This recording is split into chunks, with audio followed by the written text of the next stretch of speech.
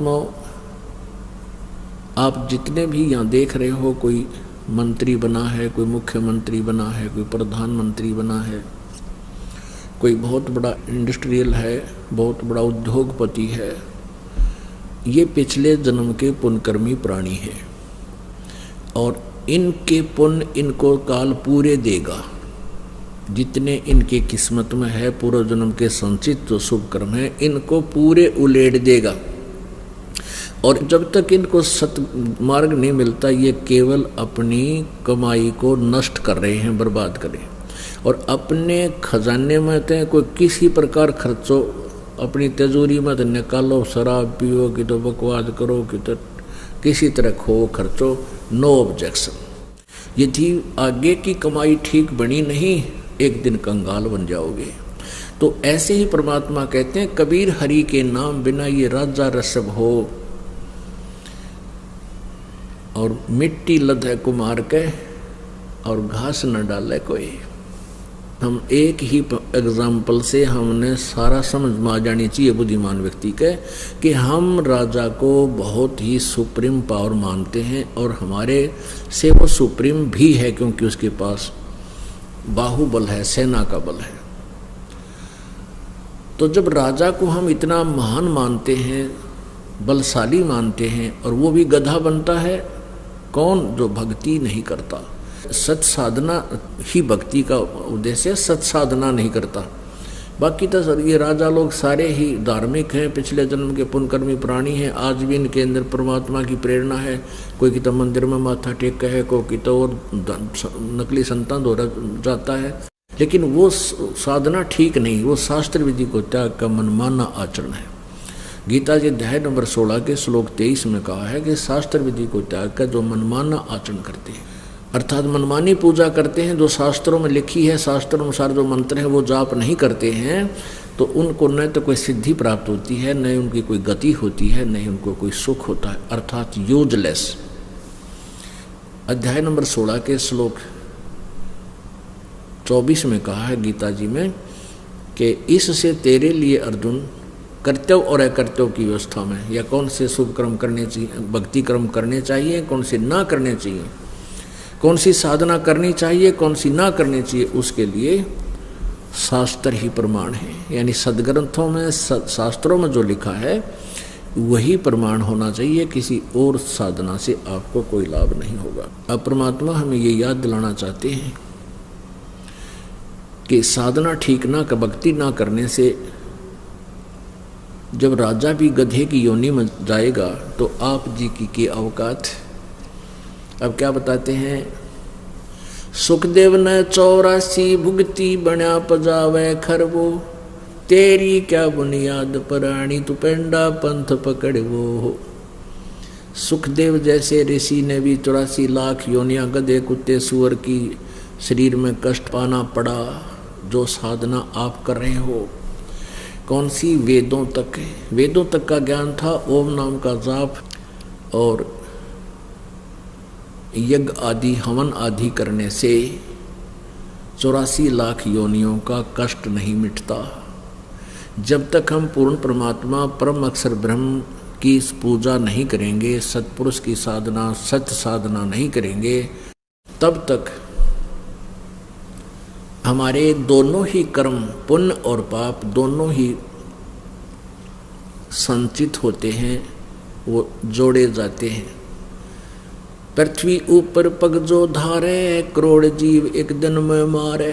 ओहो, एक दिन में आप अपने पेट के लिए सारा दिन पृथ्वी पर चक्कर लगाते हो, घूमते हो, करोड़ों जीवों को मारकर विश्राम पाते हो, और वो पाप आपके बैड अकाउंट में लिख दिए जाते हैं, बैड अकाउंट में। और फिर आपने कितने चींटियों को दाने डाल दिए, आपने कितने छत पर पक्षियों को दाने डाल दिए, कोई कितना और प्याऊ खुलवा दी, कोई भंडारा कर दिया, वो आपके गुड अकाउंट में लिख दिए जाते हैं। और जैसे किसी संत से लेकर जो अधिकारी हो ओम नाम देने का, उससे जाप लेकर के उसको गुरु बना करके साधना की, तो वो आपके भक्ति कर्म अलग से नोट किए जाते हैं। ये ओम नमः शिवाय ये कोई मंत्र नहीं है, ये कोई जाप नहीं है। राधे श्याम राधे राधे राधे श्याम मिला दे, हरे राम हरे कृष्ण सीताराम राधे श्याम, ये कोई मंत्र नहीं है। ये तो मनमुखी आचरण है, मनमुखी अपने मन राज्य, अपने मन को प्रसन्न करने वाली बातें हैं। तो इनसे कोई लाभ नहीं होना। जैसे ओम नाम का जाप किसी अधिकारी से लेकर किया तो उसके ओम नाम के जाप से वो अलग लिख दिया जाता है। और उसके साथ साथ एक और कंपलसरी बीमारी ला रखी है काल ने कि हठ योग अवश्य करते हैं। बैठ कर 2-2 घंटे 4-4 घंटे या तप करते हैं, खड़े होकर बैठकर। ऋषियों ने तो हजारों वर्षों कई वर्षों तक किया, तो वो तप बन जाता है, वो अलग लिख दिया जाता है। सबका अलग अलग फल मिलता है। जैसे अब एक तरफ तो हम कहते हैं कि जो परमात्मा की सच साधना नहीं करते, परमेश्वर कबीर जी की भक्ति नहीं करते, उनकी साधना, उनका जीवन व्यर्थ है। दूसरी तरफ हम ये भी कहते हैं कि जो जैसा कर्म करता है उसको वैसा फल अवश्य मिलता है। तो ये दोनों बात कंट्राडिक्टरी स्टेटमेंट होगी नहीं, ये समझ का अंतर है। अब जैसे किसी व्यक्ति ने परम संत मिला नहीं, सतगुरु परमेश्वर पूर्ण ब्रह्म की साधना की नहीं, और वो अन्य साधना करता हुआ शरीर छोड़ गया। अब जैसे उसने कर्म किए वो फल तो मिलेगा, चाहे वो ब्रह्मा जी की उपासना करे, चाहे विष्णु जी की, चाहे शिव जी की, गणेश की, दुर्गा की, ब्रह्म की, और फिर धर्म पुण्य जैसे किए उसने, वो सारे उसके अलग अलग अकाउंटों में लिख दिए जाते हैं। अब जैसे उसने किसी व्यक्ति ने मनमाना आचरण से साधनाएं की, उसने कितना दान भी कर दिया, दाने पशुओं को चारा डलवा दिया, कितना पक्षियों को दाने डाल दिए, चींटियों को डाल दिए, कितना प्याऊ खुलवा दी, कितना और भंडारा करवा दिया, ये उसके गुड अकाउंट में लिख दिए गए अलग से। और जो सारा जीवन में उसने पाप करे वो अलग लिख दिए।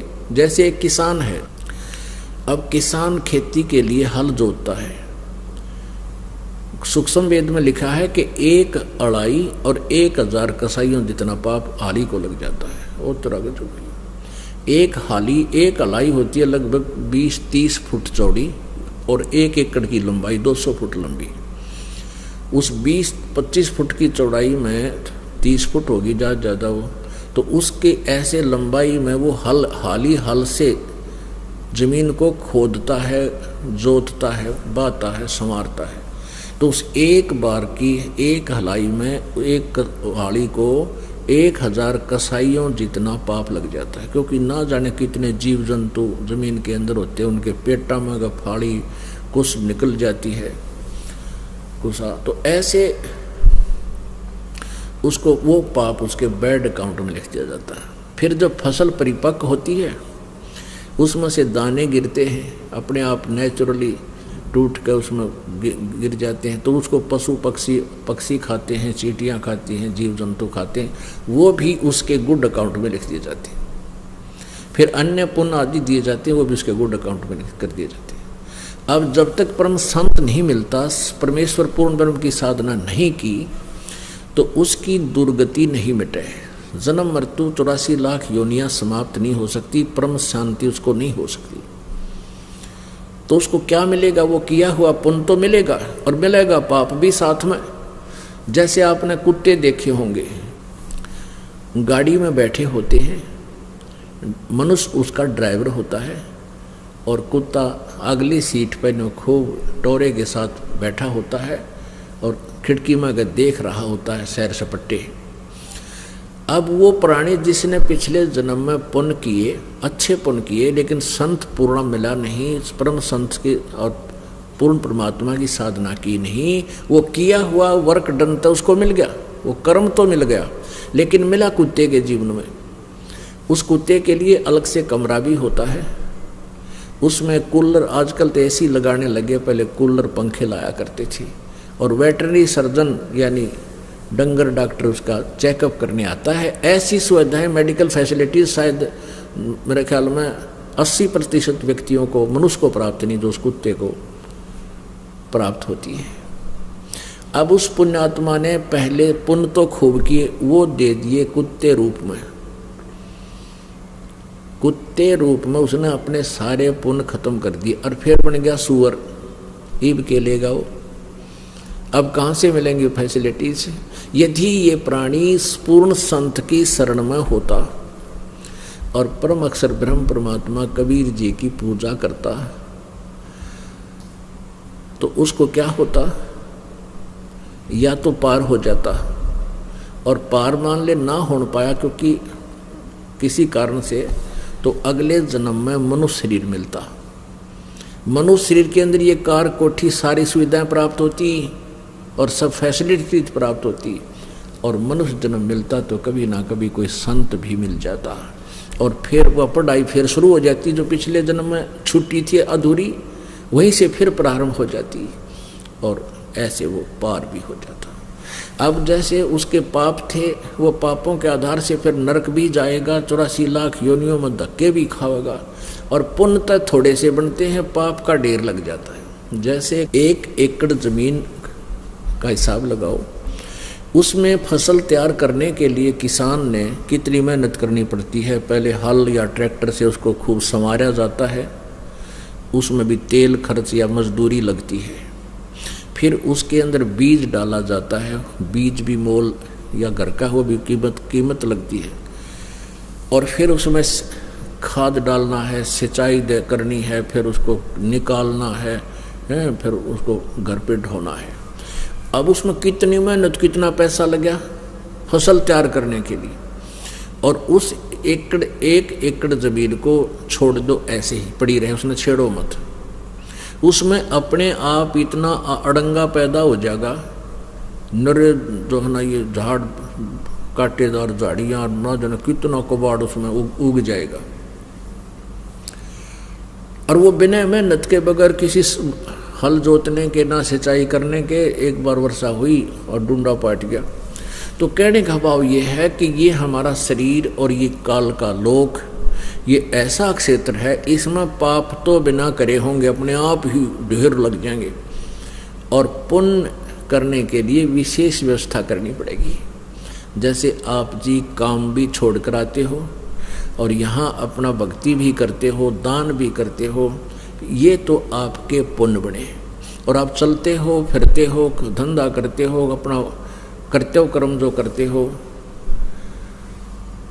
वो, उसमें आपको पाप भी हो रहे हैं।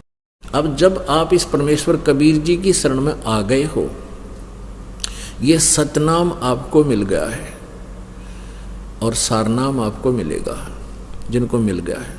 तो सतनाम तक जिसको मिल चुका है, क्योंकि हम इसलिए शीघ्र सतनाम दे देते हैं 4 महीने के बाद, और 4 बार अटेंडेंस उसकी अति आवश्यक है, क्योंकि दास का उद्देश्य है कि आप यहाँ आओगे तो भ्रमित ना रहोगे। बुराई जो आप कर रहे हो बीड़ी शराब मांस तंबाकू की, जिसने छोड़नी है वो 4 महीना में छोड़ लेगा, और जिस पर नहीं छूटी, कोई गलती से रह भी गया तो दोबारा उपदेश ले ले अपना उसी मंत्र का, पहले का, गलती ना करे सतनाम लेने की। जिसकी बुराई नहीं छूटी है, बीड़ी शराब मांस तंबाकू, कोई बैल वो ला रहा था, किसी कारण से ना छूट पाई है, तो सतनाम नहीं लेना चाहिए उसने, या महामूर्खता उसकी, फिर उसको आगे चल के वो सफल नहीं हो पाएगा। उसका फिर उद्देश्य ये है कि दोबारा उपदेश लेवे नए सिरे से, और फिर उसका कनेक्शन जुड़ जाएगा। तो 4 महीने हम इसलिए ढील देते हैं सतनाम देने की कि इसमें को बुराई होगी, बैल होगी, वह छूट जाएगी, और इसकी कमाई हो जाएगी, तब सतनाम दिया जाएगा, तब सतनाम इसका चलेगा, वैसे चलेगा नहीं। तो आप जी जैसे काम